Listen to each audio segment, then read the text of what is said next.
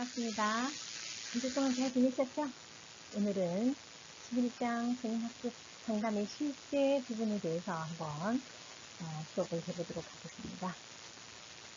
점점 이제 학기 말을 다가오고 있죠. 그래서 수업도 다음 주 한 주만 남아 있습니다. 그래서 선생님들께서 다소 아쉬울 수도 있고 시원할 수도 있겠습니다. 저도 선생님들과 함께 수업을 하면서 엄청 행복하게 잘 보내고 있는 것 같습니다. 자, 오늘은 지금까지 평생교육사로서의 학습 멘토 또는 상담자의 역할을 수행하기 위해서 필요한 지식으로 성인학습의 이해나 성인학습의 이론, 상담의 기초적 지식과 이론을 학습했습니다. 성인학습자를 위한 학습 상담을 진행하기 위한 기술을 배우기도 위해서 학습 동기와 전략, 그리고 정서나 행동, 조절 전략, 학습 전략과 같은 방법 향상을 위한 기술이라든지 상담 대화를 이끌어가기 위한 상담의 조력의 기술을 학습했습니다. 그럼 우리 11장에서는 평생교육사로서의 학습 상담의 직무와 학습 멘토 그리고 상담자의 역할을 수행하기 위해서는 성인학습 상담 직무 역량은 어떻게 하는지 그 기초해서 그동안의 학습한 지식과 기술 그리고 상담자로서의 태도를 성인학습 상담 실제에 적용해가지고 성인학습 상담에 관한 체험적 지식을 함량하는 것이 목표로 합니다. 그래서 평생교육기관에서 이루어지는 성인학습 상담의 의미와 성인학습 상담을 진행하기 위해서 성인학습 상담이 지향하는 목표 그리고 어떻게 진행해야 하는지 상담 과정에 대해서 우리가 한번 살펴보도록 하겠습니다. 어떤 내용이 있는지 한번 볼까요? 네, 성인학습 상담의 의미에 대해서 한번 살펴보도록 하겠습니다.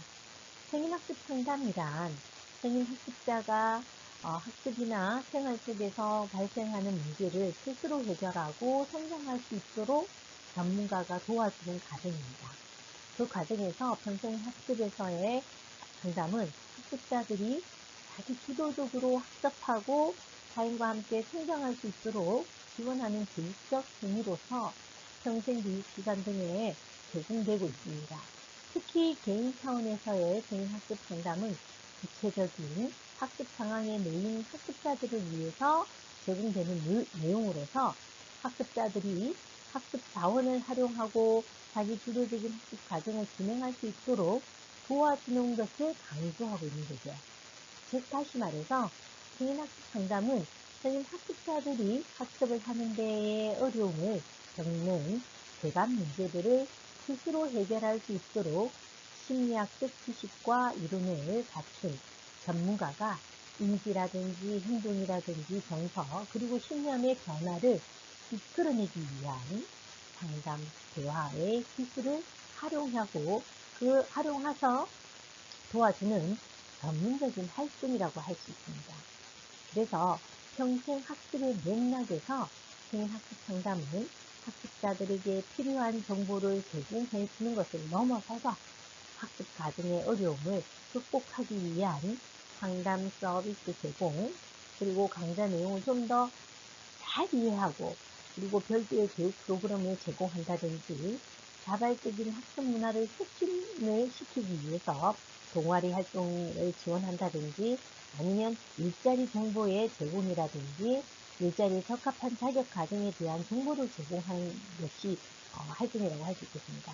그래서 이러한 연계를 통해서 진행될 필요가 있다고 보는 거죠. 왜냐하면 성인학습자는 앞으로의 학습을 통해서 제2의 어떤 진로를 변경하거나 직업을 전향하거나 아니면 교양을 쌓거나 이러한 행동을 하는 거기 때문에 우리는 성인학습자들에게는 평생교육사로서 어떠한 다른 정보 제공들이 좀 더 학년기 학생들보다는 더 많다라는 것을 설명하고 있는 것 같습니다. 이처럼 성인학습 상담은 평생교육사의 전문생 또는 전문직으로서의 정체성을 수립하기 위해서 필수적으로 요구되는 역량이 있다는 거죠. 그 역량을 통해서 평생교육사는 학습자가 교인에게 적합한 교육 과정을 안내하는 역할이 더불어 학습자들이 구체적인 교육 과정의 학습을 진행하면서 생기는 질문과 어려움을 지원하는 역할도 필요하다. 더 나아가서는 학습자가 직면한 생애 위기에 대해서도 도움을 주는 역할을 수행해야 된다고 본다는 거죠.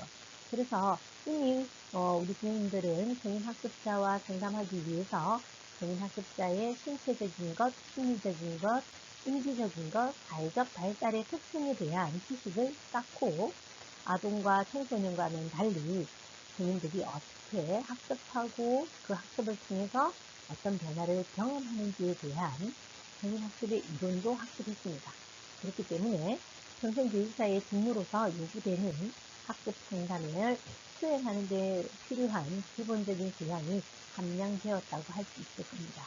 그럼 이제부터라도 본격적으로 성인학습자가 자기주도적인 학습 과정을 진행할 수 있도록 어떻게 상담을 이끌어가야 하는지에 관해서 그동안 배운 지식을 상담 실제에 적용하는 것을 한번 학습해 보도록 하겠습니다. 두 번째는 성인학습의 상담 유형이에요. 자, 우리가 8장에서 상담 기초에 대해서 상담의 여러 가지 유형에 대해 이미 학습했죠. 그러면 성인학습 상담 또한 상담 방법이나 상담의 주제별로 유형화할 수 있죠. 그럼 지금까지 성인학습자를 위한 상담을 논의할 때 1대1의 개인 상담을 전제로 설명하였으나 조직단을 구성하여 상담을 진행할 수도 있고 평생학습의 대표적인 형태가 온라인 학습인 것처럼 온라인을 통한 사이버 상담을 통해서 성인학습자의 미래를 도와줄 수도 있다는 겁니다. 그럼 첫 번째 개인 상담에 대해서 한번 살펴보도록 하겠습니다. 개인 상담이라는 것은 전문적으로 훈련받은 상담자가 내담자가 당면한 문제를 스스로 해결할 수 있도록 노력하는 전형적인 상담 방법이 개인 상담입니다. 그럼 두 번째 집단 상담은 어떤 거냐? 8명 내지 10명, 2명 이상은 모두 집단이라고 볼 수 있습니다. 1명이 아닌 2명 이상은 집단이 될 수 있겠죠. 하지만 그 구성원을 짤 때 8명, 5명, 2명 이상의 경우에는 집단이 구성이 됩니다. 그래서 그 대상으로 집단 리더가 집단 구성원들의 특정 문제를 지휘하기 위해 개입하는 것으로서 내담자의 개인 강조 능력이나 새로운 행동의 개발과 같이 특별한 종류의 성장과 발달의 기회를 제공하는 상담 방법을 집단 상담 또는 집단 지도라고도 합니다. 뿐만 아니라 평생교육사가 과제 중심적이고 구조화된 집단 프로그램을 활용해서 집단 지도를 실시할 수도 있는 것을 설명하고 있고요. 그리고 세 번째 온라인 상담은 성인학습 상담 기관에서는 온라인 상담 게시판을 별도로 설치해서 학습과 관련된 어려움들을 해결할 수 있는 기회를 제공하는 것이 온라인 상담이 되겠습니다. 이렇게 성인학습의 유형이, 상담에 대한 유형이 이렇게 설명되어 있습니다. 자, 두 번째 성인학습 상담의 원리에 대해서 설명하도록 하겠습니다. 학습의 멘토로서 평생교육사는 성인학습자가 평생 학습하는 과정에서 지속적인 상담을, 지속적인 학습을 위한 자원과 정보를 제공하고 이들의 잠재력을 이끌어내기 위한 촉진자의 역할을 수행해야 합니다. 이것을 수행하기 위해서는 상담에 대하여 기술도 배우고 또 그것을 연습을 했기 때문에 충분히 성인학습자와 대면을 해서 상담을 이끌어낼 수 있을 겁니다. 앞서 설명한 제8장의 상담 기초에서 보면 일반적인 상담은 면접 원리를 바탕으로 해서 성인학습자와 상담을 진행할 때에는 특별한 어떤 지침과 원리를 따라야 하는지에 대해서 우리가 어떻게 해야 되는지, 특별한 게 뭐가 있는지 살펴보고요.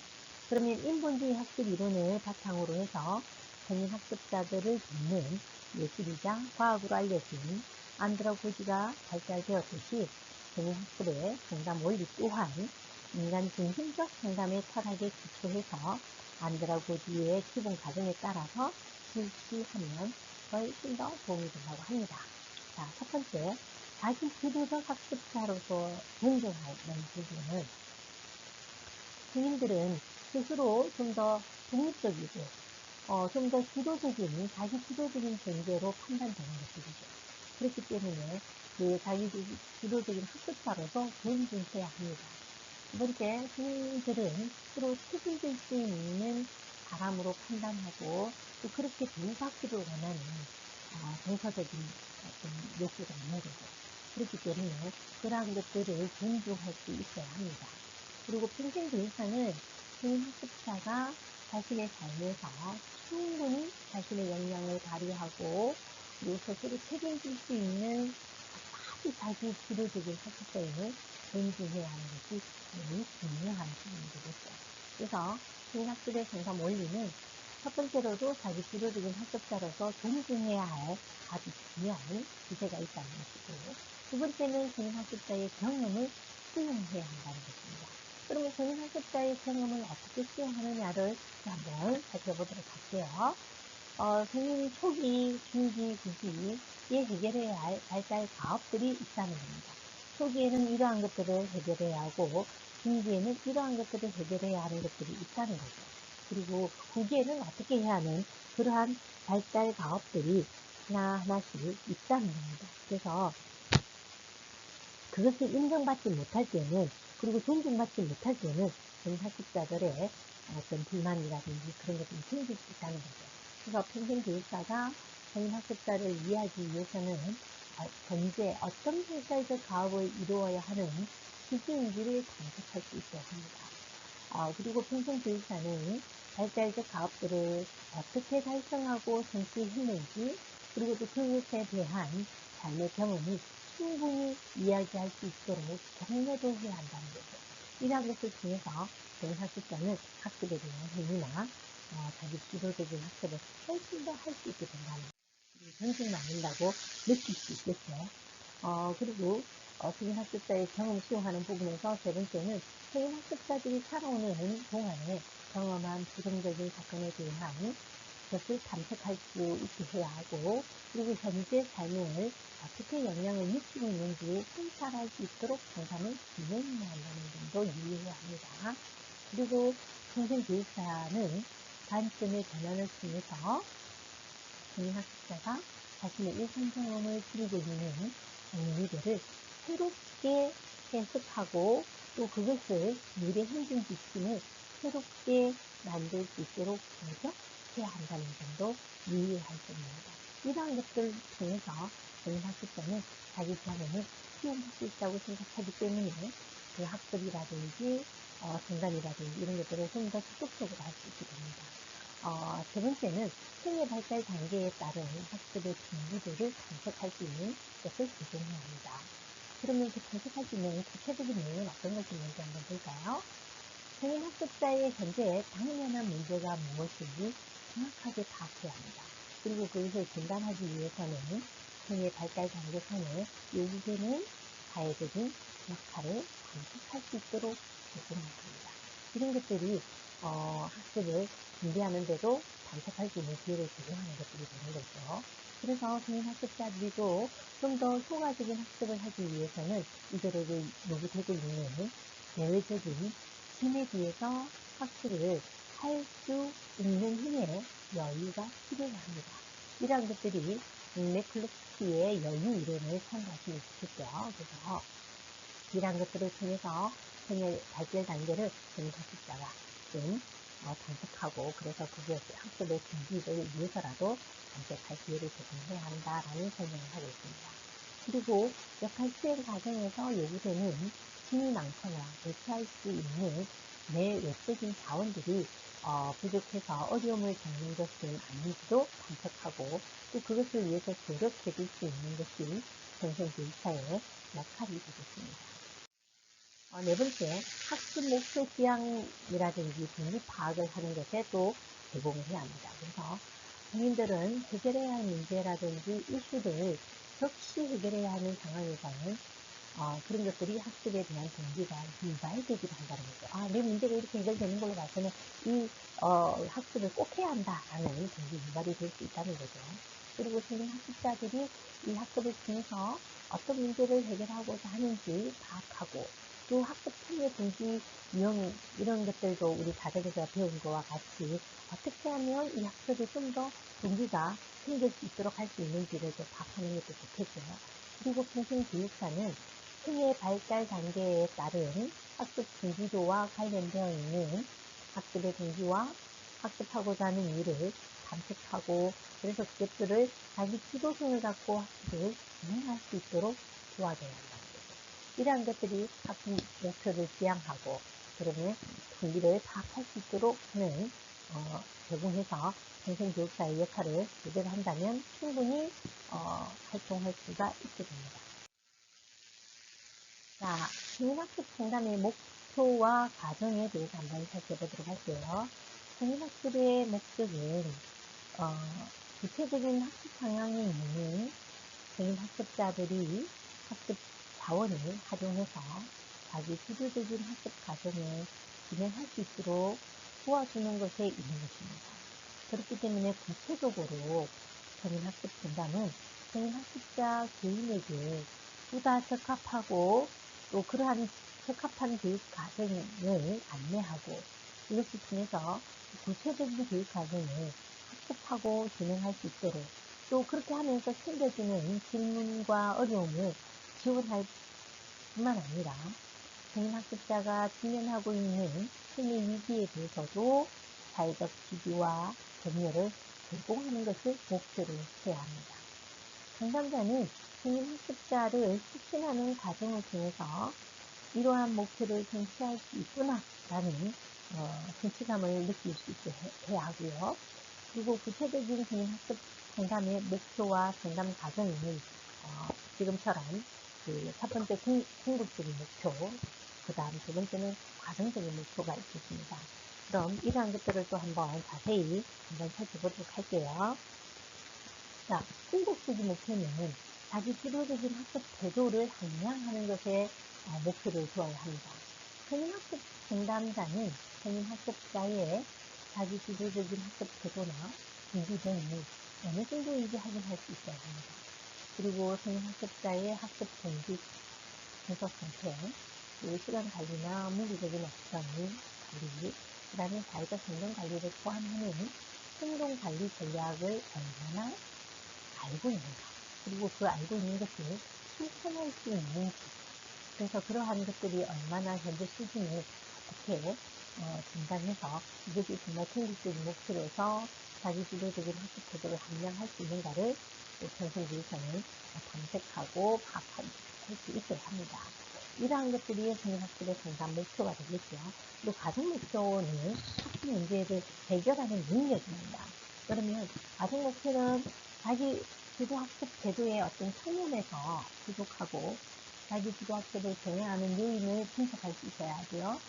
그리고 진단하고 그 진단된 것들을 해결할 수 있도록 노력하는 것이 평생교육사의 역할이 되겠습니다. 주된 상담 내용은 부정적 정서 조절의 어려움이라든지 원적 대학 학습 전략이 부족한다든지 자기의 역할에 대한 갈등, 아니면 나중 성적으로 인한 어려움이라든지 진로 설계의 어려움이라든지 이러한 것들을 가지고 학습 문제 해결을 하기 위한 상담 내용이 되겠습니다. 이러한 것들을 통해서 학습자들의 어떤 상담 목표를 달성할 수 있도록 도와주시는 부분이겠죠. 두 번째는 적극적인 목표인데요. 학습 정보를 제공하는 거죠. 근데 상담 내담자 학습자가 필요로 하는 적극적인, 구체적인, 그래서 그것이 학습 정보를 제공한다든지 아니면 본인이 혹시 지금 이제의 진로에 전향한다든지 이러한 것들이 필요로 하는 욕구에 대해서 제공할 수 있어야 한다는 겁니다.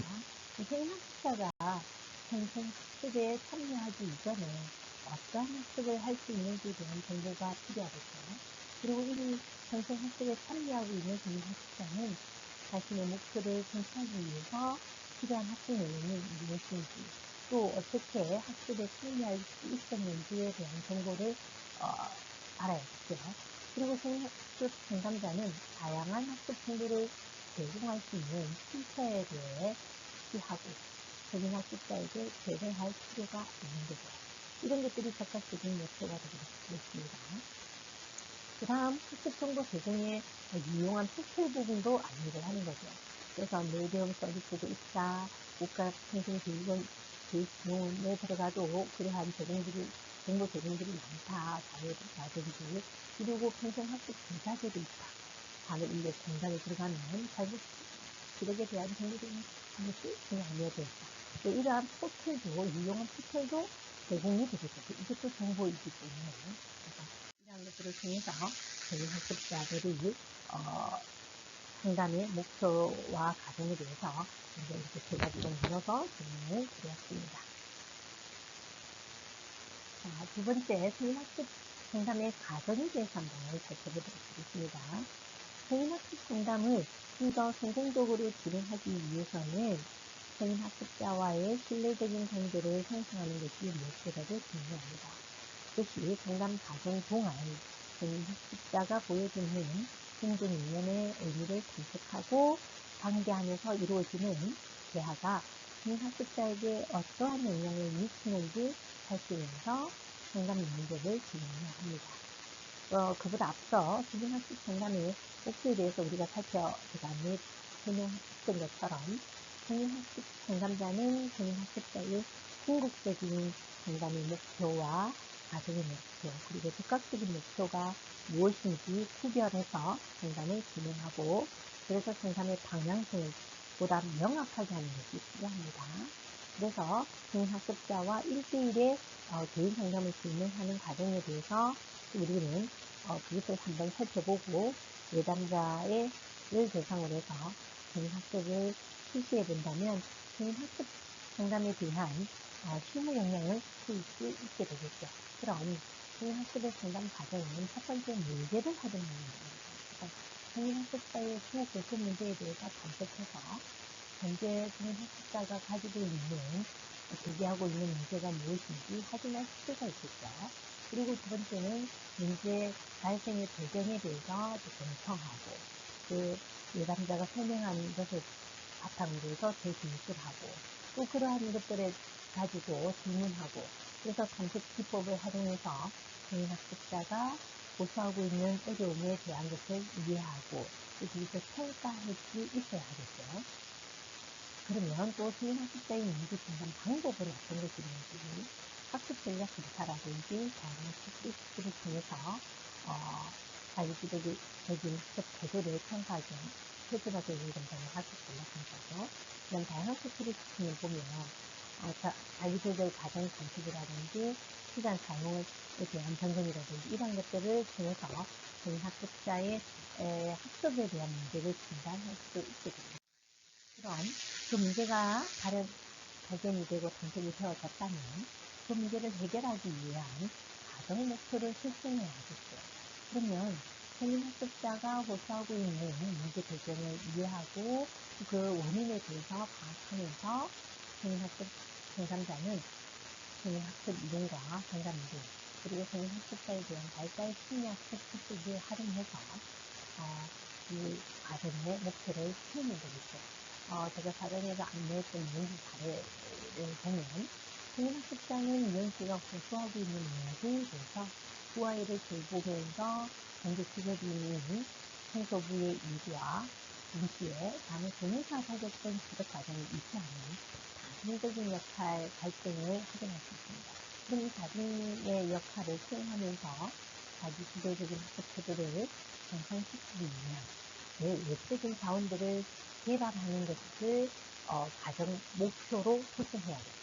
그러면 맥클리스의 마딘 이론에서 보면 내 삶의 힘과 힘의 분포표를 정해가지고 예담자를 하여금 현재 당면한 문제의 원인에 대해서 종합적으로 살펴볼 수 있는 기회를 제공해야 합니다.